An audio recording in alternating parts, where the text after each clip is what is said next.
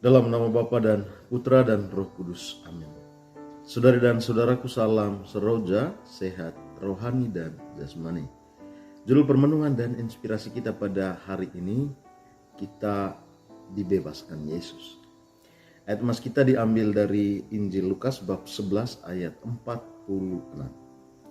Tetapi ia menjawab, celakalah kamu juga, hai ahli-ahli Taurat, sebab kamu meletakkan beban-beban yang tak terpikul pada orang, tetapi kamu sendiri tidak menyentuh beban itu dengan satu jari pun. Saudari dan saudaraku, ahli-ahli Taurat adalah mereka yang sangat paham dengan hukum Taurat. Mereka adalah ahlinya dari hukum Taurat itu. Mereka paham bagaimana hukum Taurat itu diterapkan dan bagaimana hukuman atas mereka yang melanggar hukum Taurat itu.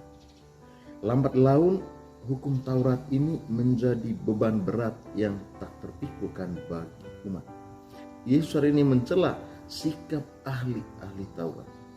Mereka menerapkan dengan ketat peraturan hukum Taurat kepada umat, sementara mereka sendiri tidak melaksanakan hukum Taurat. Di satu sisi, saudara dan saudara, hukum Taurat adalah hukum kesempurnaan yang harus dihidupi oleh manusia yang serba tidak sempurna. Hukum Taurat lantas dituntut untuk diterapkan secara ketat bagi umat. Ahli-ahli Taurat tidak menyentuhnya sama sekali. Mereka hanya mengatakan apa yang menjadi hukumnya, tetapi tidak melaksanakan, tidak menerapkannya di dalam kehidupan mereka sehari-hari. Hal ini menyebabkan umat menjadi frustrasi. Umat merasa bahwa setiap hari mereka tinggal dalam dosa. Karena apa? Karena mereka tidak dapat menghidupi secara penuh hukum Taurat itu. Setiap hari umat terbelenggu oleh perasaan bersalah. Karena hukum Taurat yang sempurna itu yang tidak bisa mereka laksanakan secara sempurna.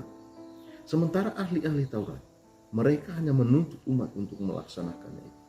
Tetapi mereka sendiri tidak berusaha untuk menghidupi kesempurnaan. Mereka tidak hidup sesuai dengan hukum Taurat itu. Mereka tidak menjadi contoh untuk melaksanakan hukum Taurat itu. Dalam diri Yesus, saudari dan saudara, beban hukum Taurat diangkat. Kita dipanggil untuk menjadi sempurna seperti Bapa di surga.